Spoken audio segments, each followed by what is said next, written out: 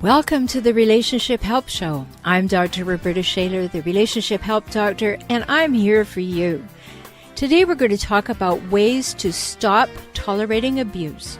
Abuse you may not even have recognized that is happening now or that happened earlier in your life. Maybe you'll hear something today that you really need to hear. It's my hope that you will.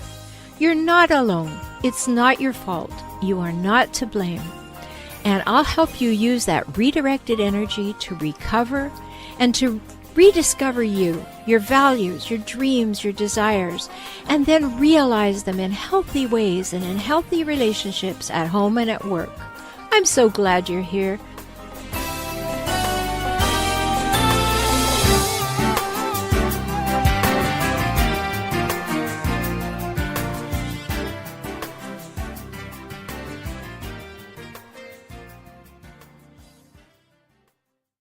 Welcome to the Relationship Help Show. I'm Dr. Roberta Shaler, the Relationship Help Doctor, and I'm so glad you're here.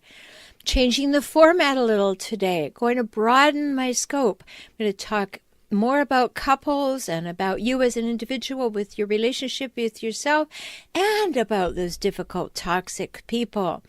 I'm going to vary the show each week with a combination of those things.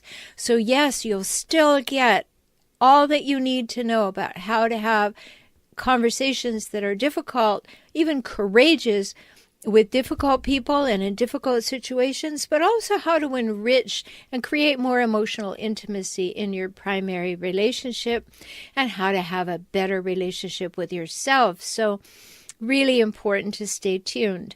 If you're joining us for the first time, welcome.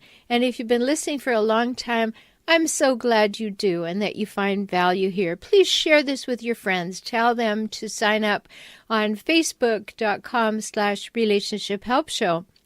Go and like that page. You'll always get notice of every new thing. So today's show is about your family history. Is your family history ruining your life? Well, there's a chance that it is. So I have a great guest today, and I start the show off with a segment called Raised by a Hijackal, because if you were raised by a hijackal, it's going to impact your life. If you were raised by a difficult, toxic person, those little things that get way down inside you before you even have language, I'm going to talk about those and how you need to take note of them and give you a few ideas of what you might look for. Then we're going to have two segments with Johanna Lynn. She is a clinical hypnotherapist, and we're going to talk about inherited family ties and traits, things that you may not have even noticed, things that you have noticed and you don't know what to do about, and to give you some empowering suggestions to how you can improve life after recognizing that you've been in a difficult situation with difficult people and may have a few of those things lingering and you'd like to get rid of them. And then the last segment today, I'm going to talk about an important thing, which is sometimes when we need to have a difficult conversation, we hide behind wanting the other person to go first. And I want to help you with that. So I'm talking to you about, are you waiting for the other person to go first? And if you are, why, and what you should do about it, what you can do about it, and why you should do something different about it if you want a different result. So much in today's show. Stay tuned. And if you want more from me, go to FOR Relationship Help, HELP.com. Stay tuned. Hello, this is Dr. Roberta Shaler. Are these stories and questions on today's show sounding familiar to you? Are you ready to say no more to the abuse from toxic people in your life? I'm so glad. You matter and you deserve to have real love, true love in your life. Love from yourself and love from others. Not that demeaning, discounting, and dismissive masquerade that a hijackal pretends is love. I can help you regain yourself, your self-esteem, your self-confidence after a life with a hijackal, whether it was your partner, an ex, a parent, or a child. Let's work together now. For individual sessions or small group coaching, visit forrelationshiphelp.com/join. Talk soon.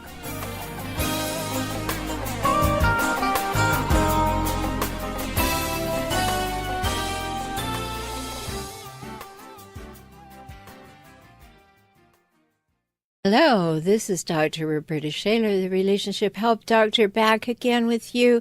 And today I want to talk about what happens if you're raised by a toxic, difficult person.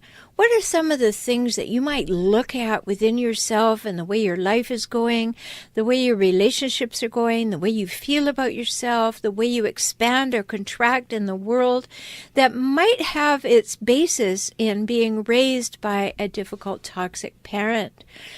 Somewhere deep down inside yourself, you know you're not quite fine. You might say you are, but you know you're not.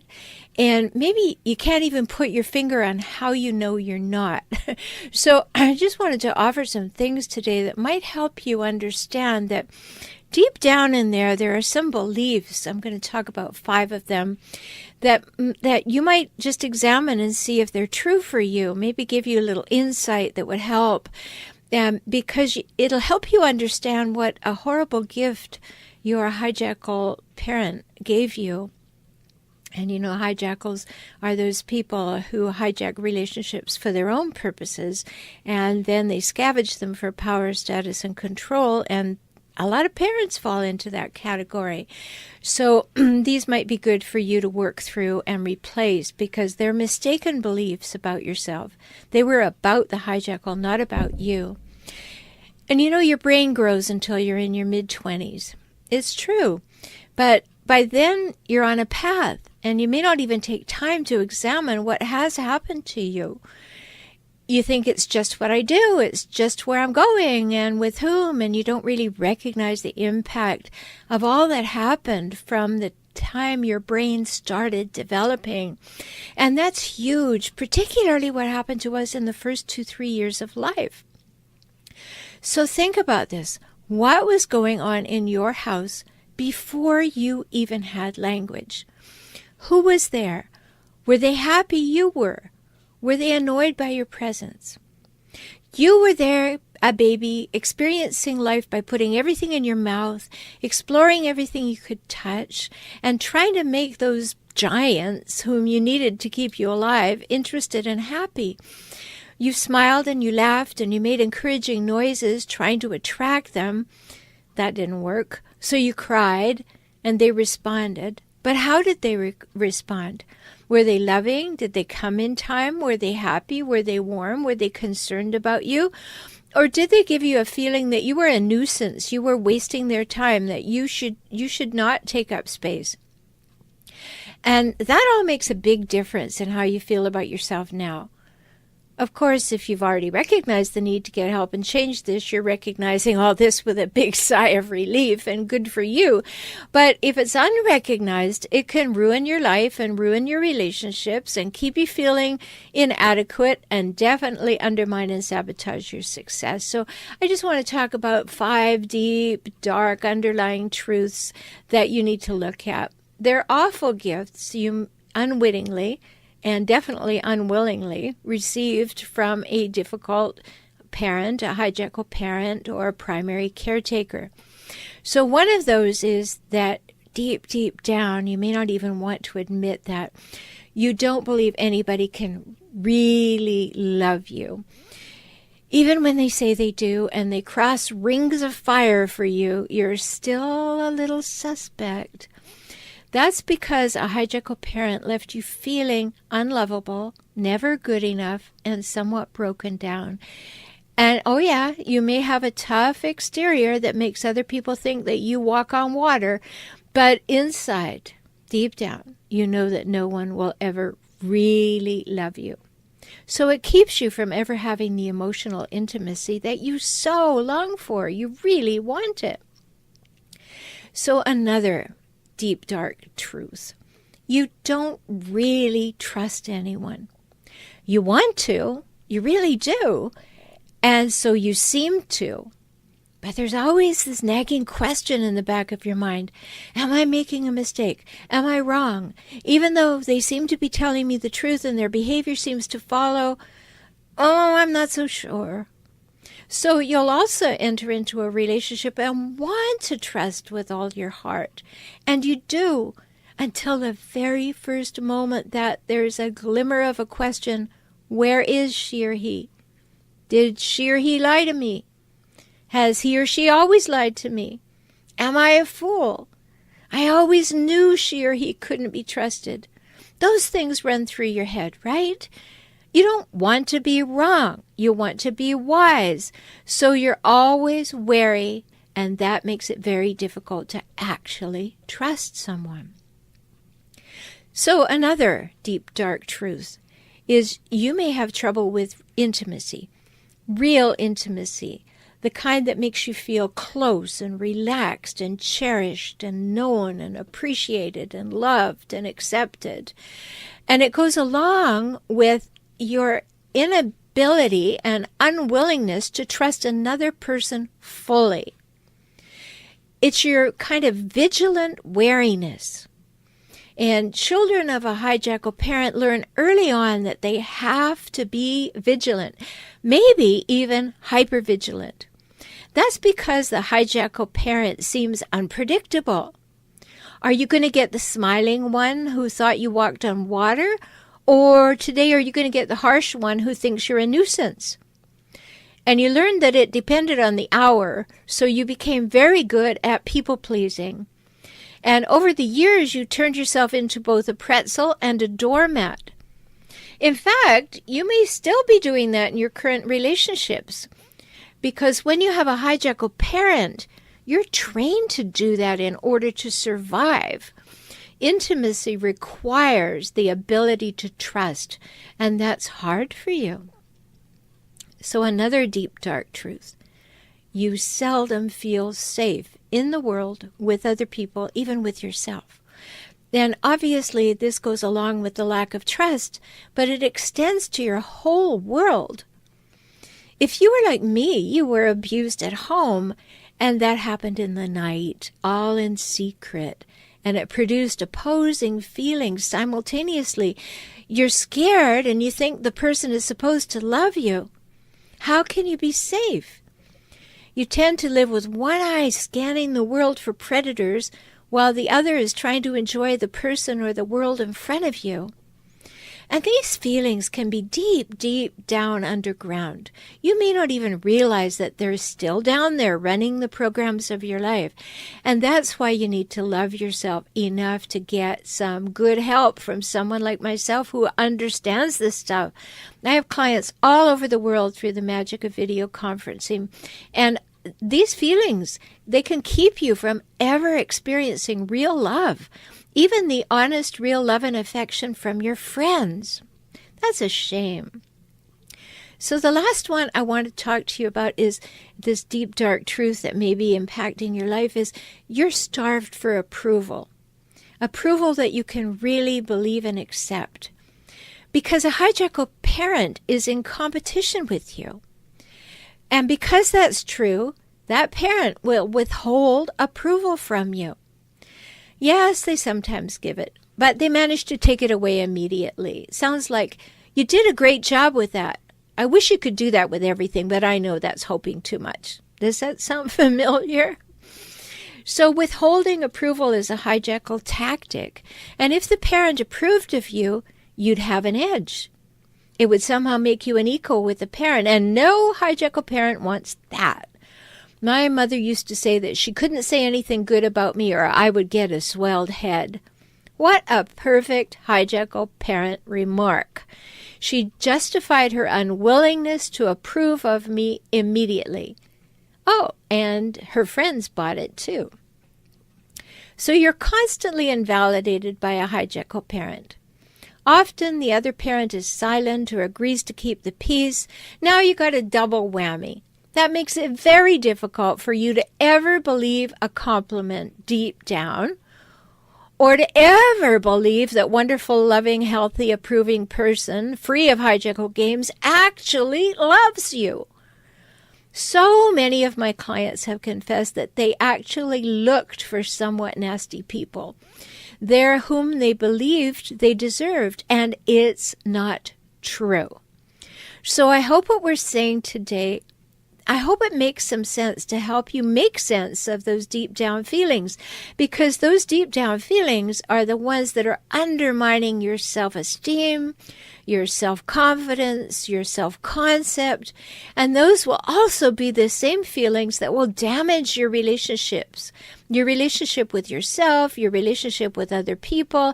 It will take from you exactly what you want, that loving, cherishing, trustworthy, intimate, honest, safe, respectful relationship. Now, a hijackal did that to you, so it's not your fault. And it's not true about you. So learn how to replace these underlying beliefs. They're sabotaging you and your relationships.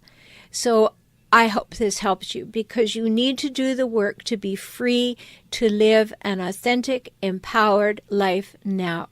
What a hijackal told you is none of your business. Talk soon. Life as a couple can be exciting and enriching. You both feel supported, known, heard, and appreciated. You know you're safe. Is that what you're experiencing? Does your partner have your back? Can you be vulnerable safely? Do you trust each other fully? Would you say you are emotionally intimate? If not, things can get much better. I'm Dr. Roberta Shaler, and I work with couples just like you all over the world by video conferencing. If you want a world-class relationship, learn how now. Visit 4relationshiphelp.com/join and schedule a time to work together. Let's talk soon. 4relationshiphelp.com/join.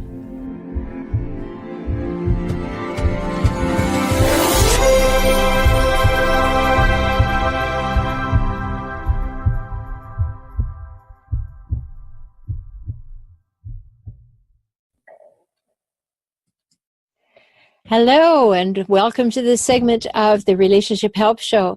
So excited. I have my guest here today, Johanna Lynn, and she is from Canada, my homeland. So yay, I always like to have Canadian folks on the show. That's great. And I'm excited that that's going to be our topic today, because she brings something very unique. So as you can see, beautiful Johanna sitting there.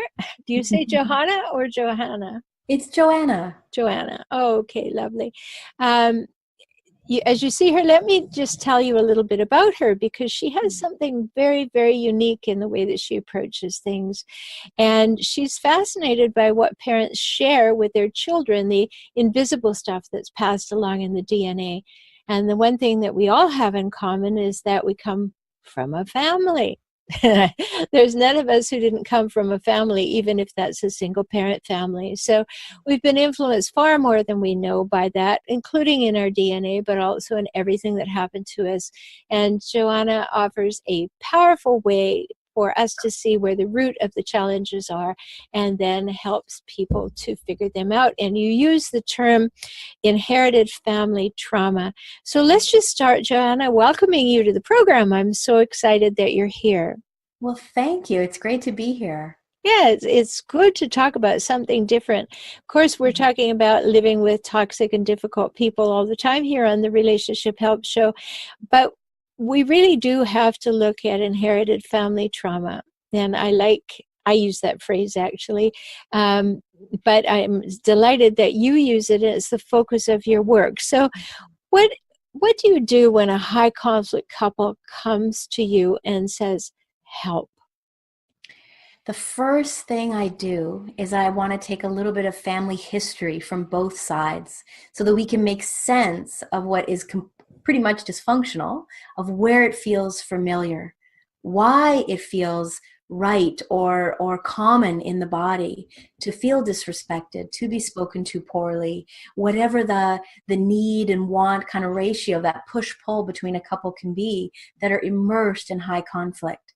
So a lot of times when we can get a little bit of family history, we can step beyond the story. So we want to look at, okay, if you say your mom was highly critical, what was behind that criticism? Why was she always angry? Why was she impatient or, quick to anger? What was that about? So that we get a little bit more understanding around the influences.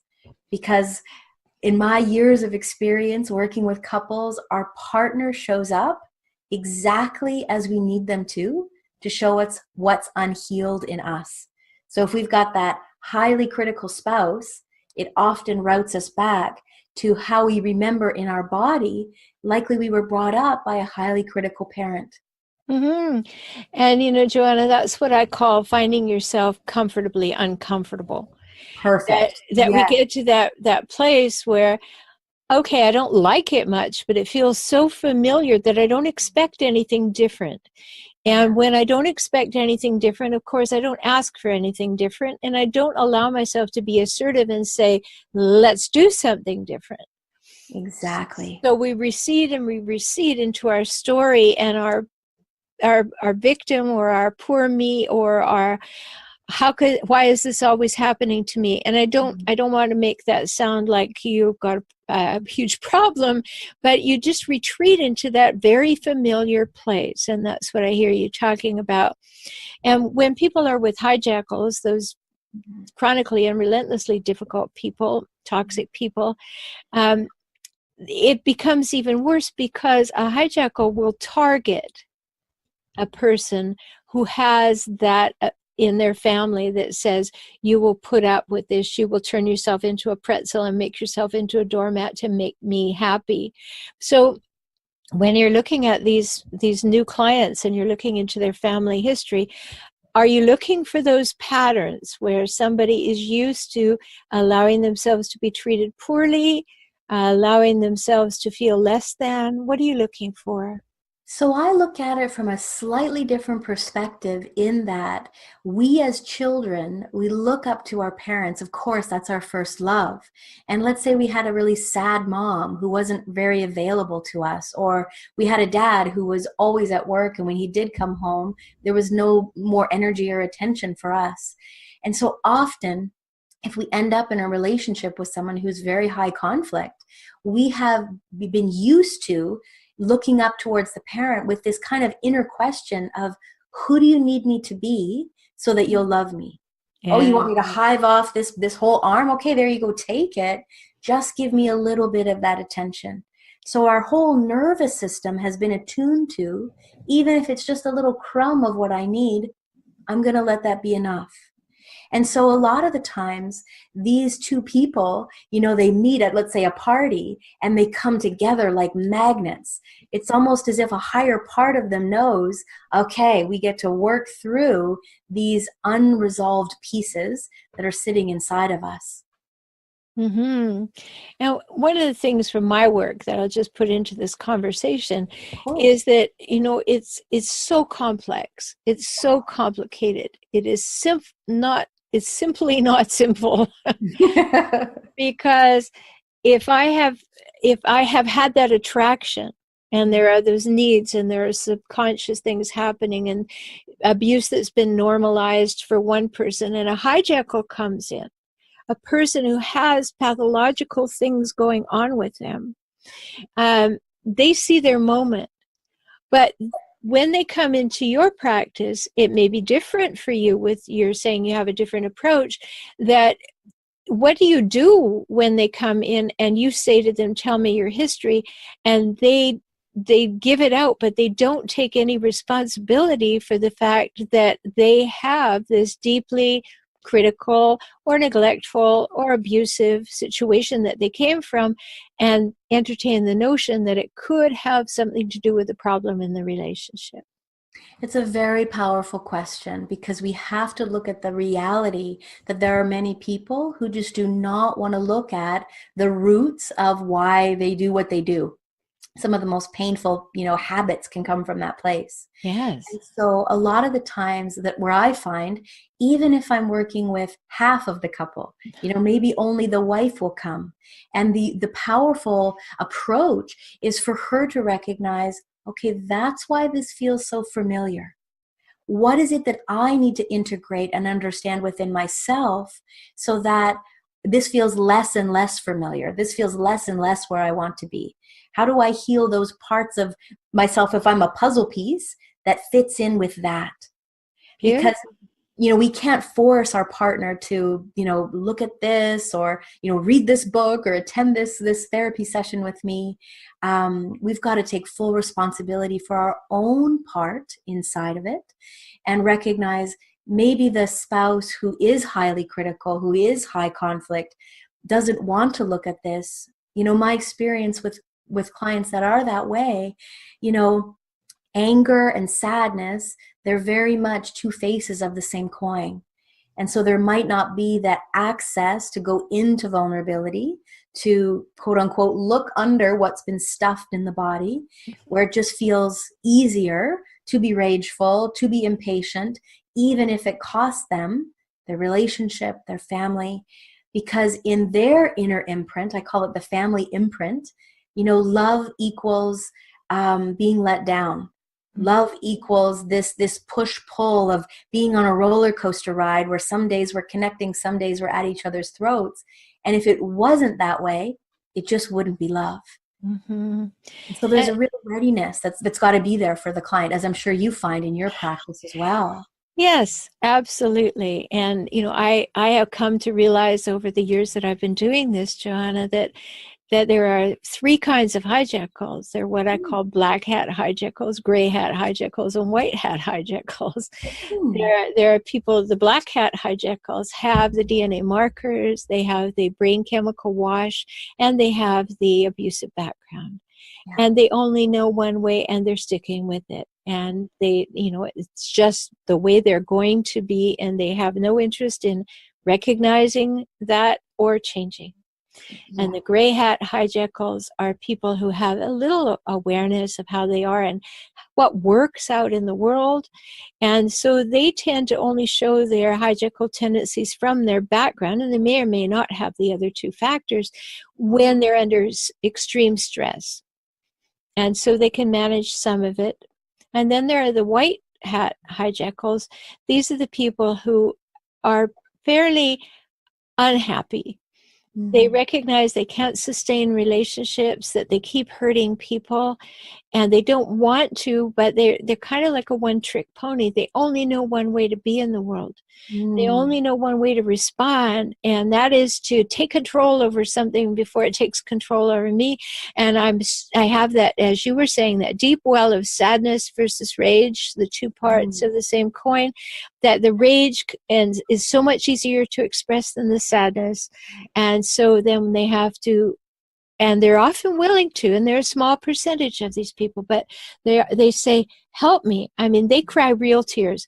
Yeah. Black hat hijackals cry crocodile tears at the drop of a hat, but white hat hijackals cry real tears. I don't know why I hurt her. I don't know why I yell at him. I don't want to be like this. Help. Yes. So what's your experience with that? Well, I would have to say that they get to this point where their desire to be loved, kind of gets over that pattern of hurting to get love.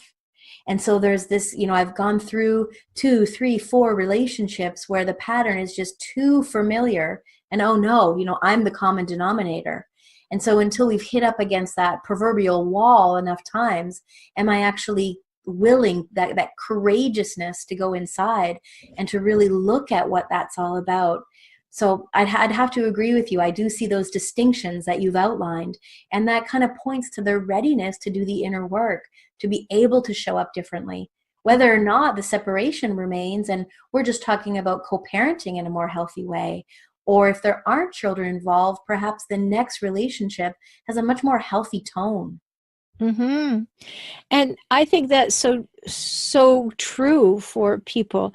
You're in a relationship and it has a pattern. And as you were saying, inherited family trauma, you've got all the stuff that you've seen when you were before the age of 2.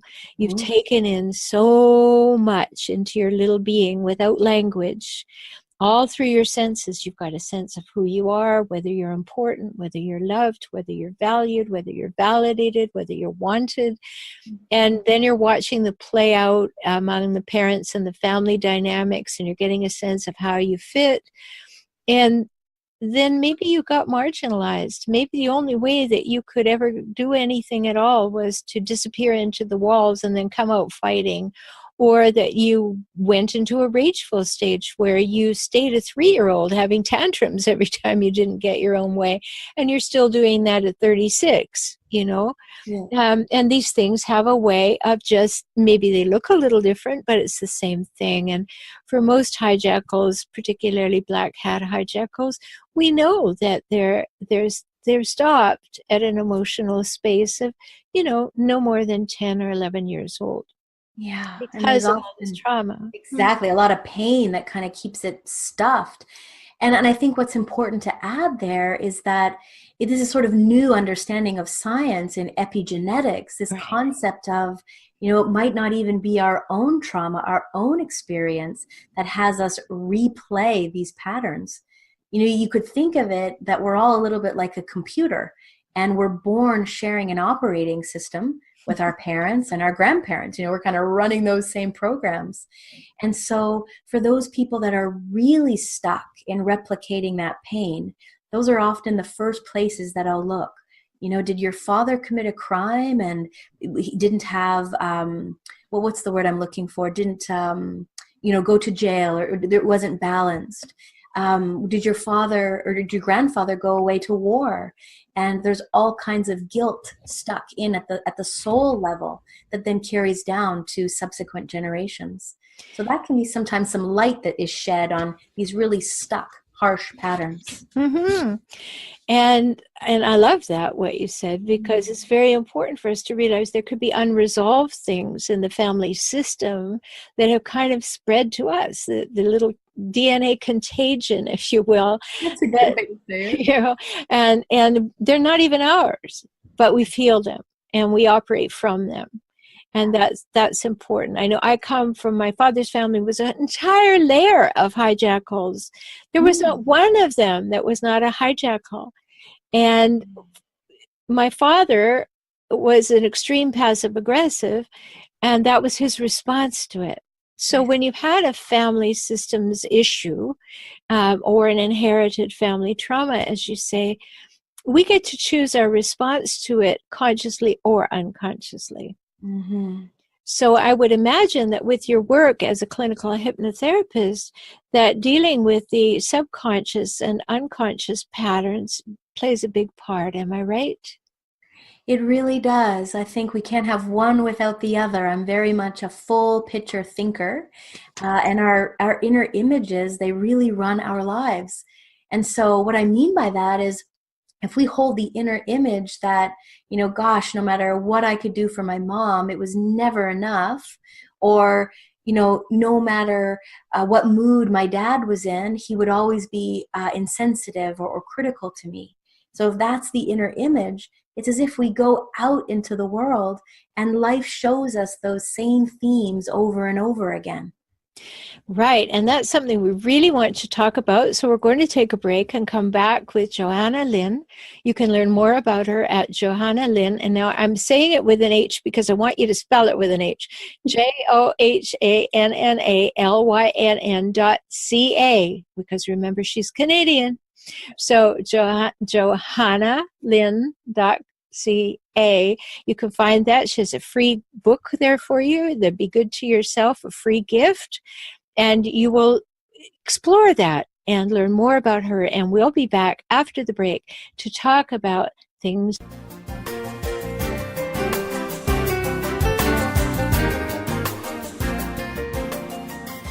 Hi, this is Dr. Roberta Shaler.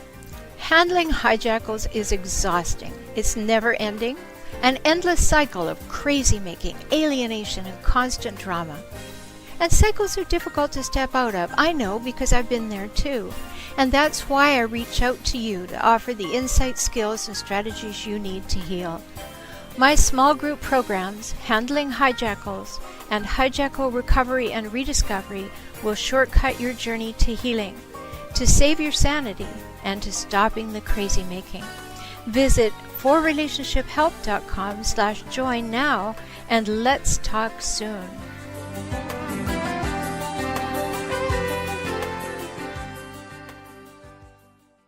Welcome to part 2. I'm having a really interesting and in-depth talk with my guest, Johanna Lynn.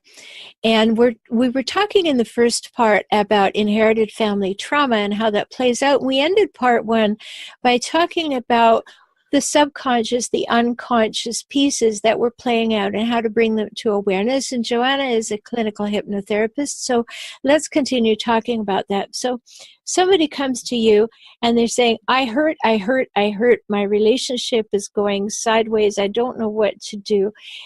And the first thing you do is you look into family history to say, where could these patterns have arisen from? But what happens if they have these images of themselves that have come and been painted by their families? What do you do to help them move in a better direction? Well, if I can, I'll share with you a client story that really illustrates how this work sort of moves in, the approach of it, so that your listeners can get a really good understanding. So I'm working with a couple, and the gentleman is very, very much high conflict, very much stuck, likely in maybe under 12 developmentally because of the pain that he experienced as a little boy. But we're talking about very, very painful things going on in their marriage, to the point where she feels, I can't count on you. I can't trust you. When I reach out for support, they have 3 children under the age of 5. You're not even answering my telephone calls. It's really gotten to this place where for the past maybe, 3 years, they've been kind of stuck in this place. So my work was with her. She was my primary client. And I began to understand what went on for her as a little girl, growing up with a mom who had schizophrenia, who was then put in a residence for the rest of her life, really didn't see her mom after 5. Yeah. And some really sad stories about what went on in her early life experience with a mom who just couldn't cope. Right. Now, her father brought in a series of stepmoms that were very, very similar to her own mom, perhaps not at the level of mental illness, but at the level of being very harsh, very cold, very emotionally unavailable. And dad didn't really step in to protect. And so it was a very I'm on my own here kind of experience from likely birth. And so beginning to explore, it's one thing for us to go, okay, that's understandable why I've then chosen, the father of my children to be unavailable to me. But now what the heck do I do with it? Yes, that's the big question. We find ourselves in these life situations, and if only understanding and awareness was enough. So where this work then goes from there is to actually work with, I kind of call it the content of the body. It's even more than the inner images that are really running our lives, but the emotional, let's call it a reference point, that would have been that sadness of that very tiny little girl with a mom who's physically there, but not really emotionally online. We're not having the mirror neurons connect. We're not building that safety of attachment. And then to have mom disappear from her life as a 5-year-old without the understanding of where did she go? Why has everything changed? So to really work with the layers and layers of sadness with that loss of her mom, as well as what exists if we don't have that connection to our mom, we often don't trust her. And what that relates to in our grown-up lives is we don't end up trusting life. We certainly don't trust our spouse. And then we've got all of these patterns that live out from that place. So for her in this situation, it became very much less about how do I navigate this marriage and much more about how do I heal the deepest parts of myself, of why I found myself here in the first place. Beautifully said, Johanna. I really resonate with that, and I agree, because when people come to me and they say, well, what should I do? Should I leave or should I stay? And they set everything out. And I always tell them, unless there's physical or sexual abuse that you must get away from, do your own work first. Yes. Stay in the relationship, do your own work first, because you have to understand these things. Why has this been all right with me? When did it start being all right with me? Has it always been all right with me? Where in my life prior to this partner was this all right with me?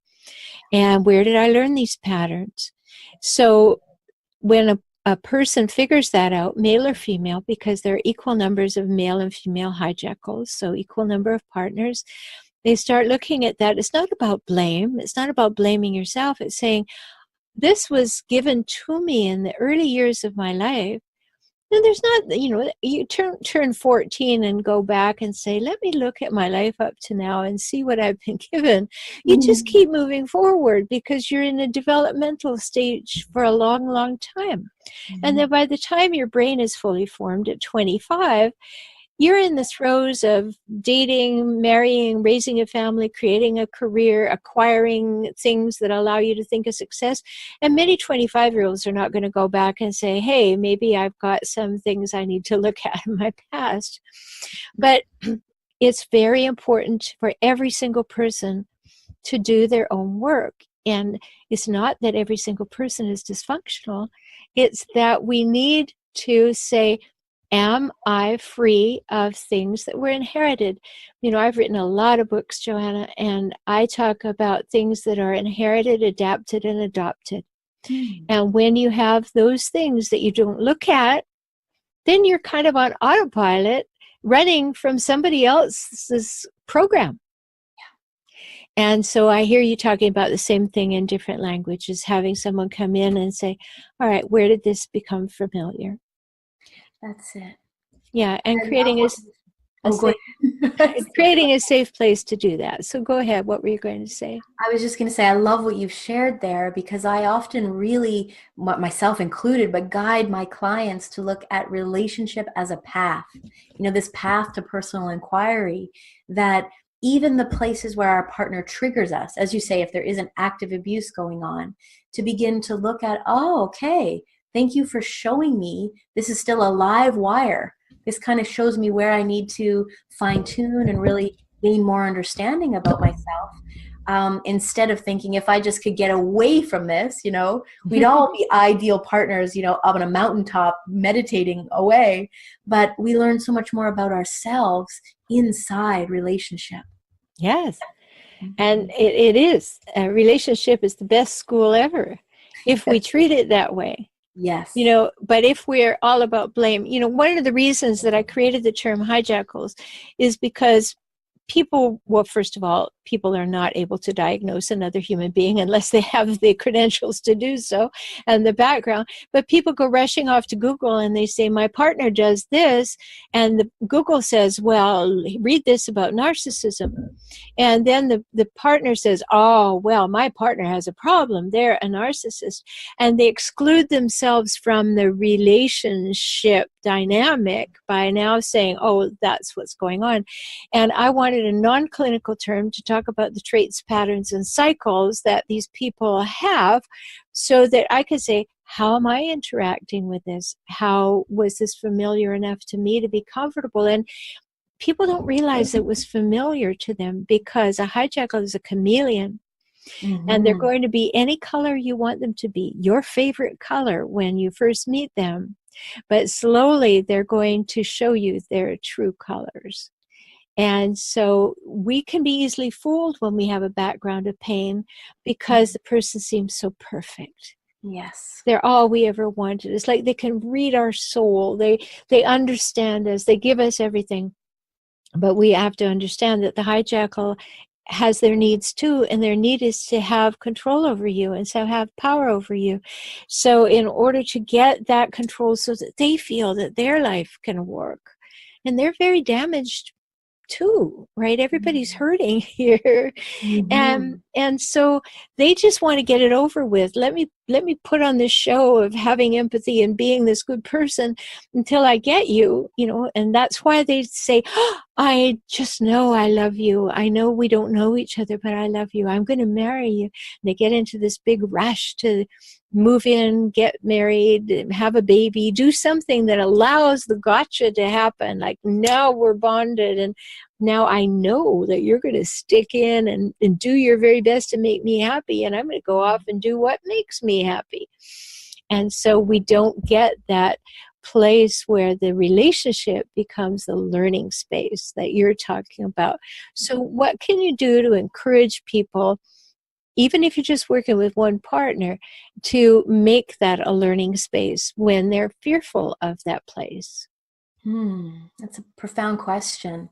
I think that a really big part of it is to recognize the work that they're doing is enough, because that's a sticking point for many people. But but she won't do this work, and feeling like it's unfair, or why do I have to do it all? To really get into this position that I'm not doing this work maybe necessarily for the marriage. I'm doing this work for me. And maybe if you have children, for my children, so that this doesn't continue on for one more week, for one more month, for even one more day, that I get to free myself from some of those painful patterns and come back home to myself in a real, with new understanding, with new insights, so that it's worth the effort, even if your partner doesn't ever read, a page of the book you think they should, or come to any of these commitments that you're making for yourself. Mm-hmm.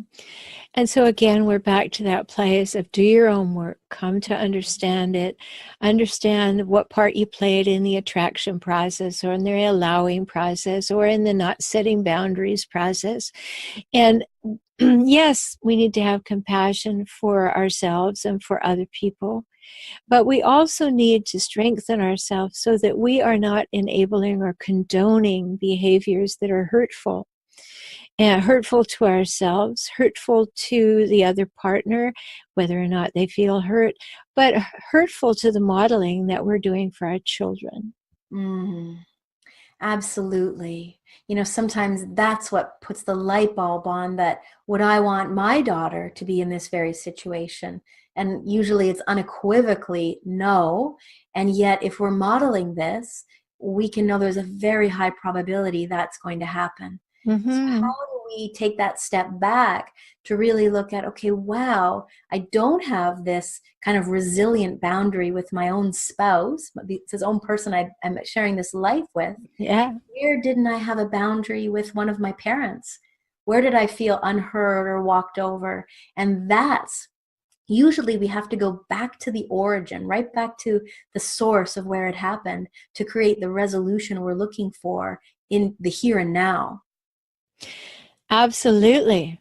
So we've got so much to talk about, and maybe we'll do this again and take the conversation in another direction. It's so important for people to get help. I want you to know that you can talk to Johanna. Go to johannalynn.ca. That's JohannALYNN.ca.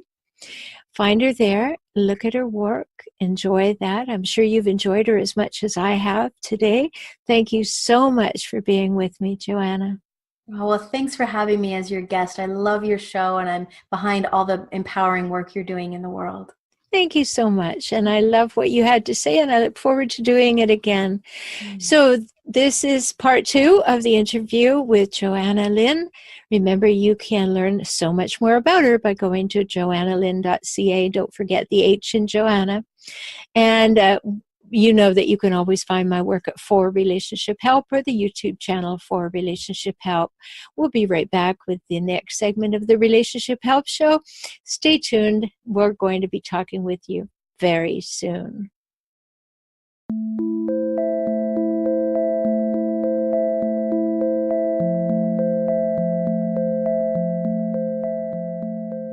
No matter what's happening right now, life can get better. If you have a good relationship, it can become great. If your relationship is in trouble, we can find a solution. The good news is that it's in your hands to start. The not so good news is that it takes time, new insights and skills, and a whole bunch of willingness. But who would settle for less? Not you, right? Good. You want to feel seen, heard, known, accepted, and appreciated. You want honesty, safety, trust, respect, and reliability too. Read my book, Kaizen for Couples, available for download at couplesbook.com. Start there, and let's talk soon.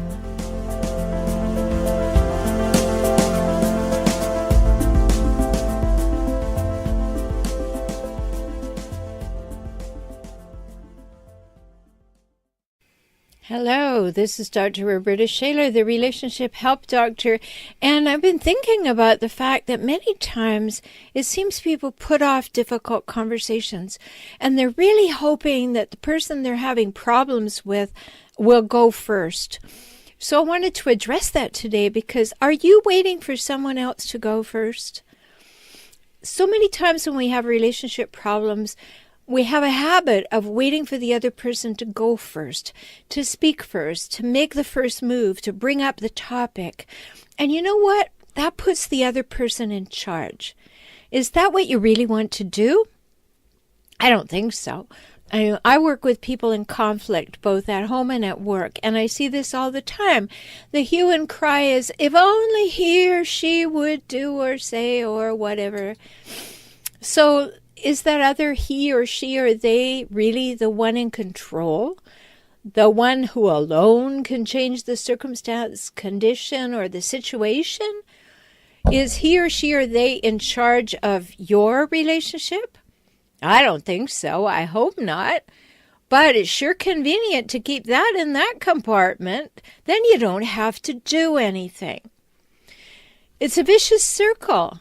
And you can go on blaming the other person, making them wrong, justifying your behavior because you're waiting for them to go first. So we use phrases like, if she or he wanted to talk about it, we'd talk. Or, it's best to let sleeping dogs lie. Or maybe, they're impossible to talk to, so I'm just not going there. Or, there's nothing to be gained from bringing it up. Or, it will only go from bad to worse if we try to talk, so I'm not going to. Or maybe another position, let's not air our dirty laundry. Or, I don't want the hassle. Or, oh, no point, that's just the way they are. No, what's interesting about all those phrases is, yes, they can be true, but they can also be excuses for taking no personal action to move the relationship onto a better footing. It's important to ask ourselves if we're making excuses. And, by the way, I don't know if you knew this, but if you look up reasons and excuses in the dictionary, they're the same. So don't go there. Don't go to making excuses to avoid taking personal responsibility for the state of your relationship. So why do we put it off? Why don't we speak up? Why don't we go first? And there are many reasons why we avoid conflict. It's scary, and maybe we don't feel competent. We don't think we have the skills to handle it well. Or maybe in your early life you were taught to be seen and not heard. Maybe you've had some bad experiences previously. Maybe you really don't care about the relationship. Or maybe you're better at justifying your position when there is no conversation, so you don't want to be wrong. Or maybe we have other people who think the same way as we do, and we just want to keep talking to them and not deal with anything that looks like conflict. Or maybe we need to think the other person is inferior or wrong so that we can still feel superior and right. That happens frequently. Or maybe we'd have to acknowledge that it's time to change, and denial would be difficult to maintain, and that's really scary too, because many people prefer to live in denial. That's a comfortable place for many people. The only problem with that is you never get to fully live. You never get to experience and express who you really are. You don't get in touch with your own values and your vision for your life and your beliefs and your goals and your challenges. You don't get to step up and be really you, living in integrity and creating connections based on that. Because there you are, you're waiting for somebody else to go first to have a conversation. Maybe you don't have any boundaries and you know that, and that's kind of scary, so you don't speak up. So start there, create some boundaries. Or get some skills. But don't be waiting for somebody else to go first, because that gives them the control of their relationship and you're handing it to them. Don't do that. So if you have a relationship that's flagging or festering or floundering, are you waiting for the other person to go first? It might be time to wake up and smell the herbal tea. Time to step up and take the bull by the horns, or at least to open and invite a conversation and find out what's possible. I know it's scary, but you can't do it any younger, and you don't want the conflict to last any longer. So now's the time to step up. You go first and take charge of a difficult situation. I wish you well with that. If I can help, you'll find me at forrelationshiphelp.com or on YouTube at For Relationship Help. Talk soon.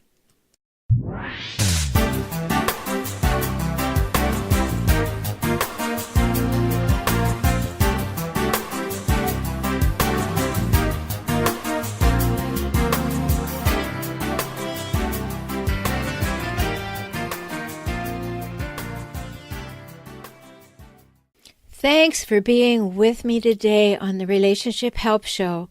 I'm so glad you were here, and I hope you are too. I hope you heard some things that you will really take to heart, and you will spend some time in the quiet thinking about it. Or if you need help, you know I'm always here to help you. So you can have a free consultation. Just go to forrelationshiphelp.com/free consult, or go to forrelationshiphelp.com and find whatever you need there. So today we talked about what's the impact of being raised by a toxic, difficult person? How you received that as you were a tiny child? How did that impact who you've become? And is it sabotaging your relationships or the way you feel about yourself or your ability to create intimacy? And then today's guest, Johanna Lynn, clinical hypnotherapist, she talked about the way our families impacted us. What happened? How did they give us the sense of who we are? How did they show us how to manage conflict? How did they tell us what's the right way to be a man or a woman in relationship? Absolutely important information that she can help you with too. So remember to go to johannalynn.ca. Remember it's .ca because she's in Canada. And we rounded out the program with a question. Because so many times when you're in a difficult situation, you don't really want to talk about it. You're a little concerned about talking about it, maybe even frightened about talking about it. And so you don't talk about it because you're really waiting for the other person to go first. And as you learned in today's show, that's disempowering. You're giving up way too much control to the other person if you wait for them to bring up the topics. So you take that back and you get your power back, and you can. It's a decision that you can make. And yeah, you may have to kind of summon up a little courage, but practice makes progress, so do that. And as you go through this next week, remember, you are strong no matter how you feel in this moment.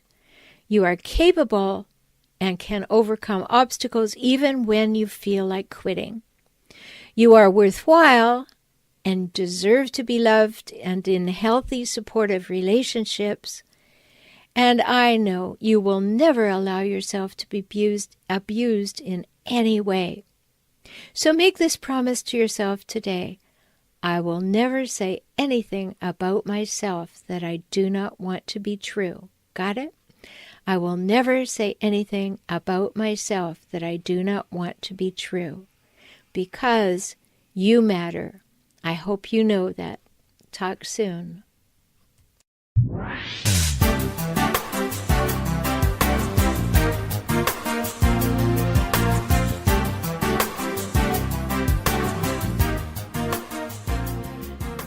I'm so glad you spent this time with me today.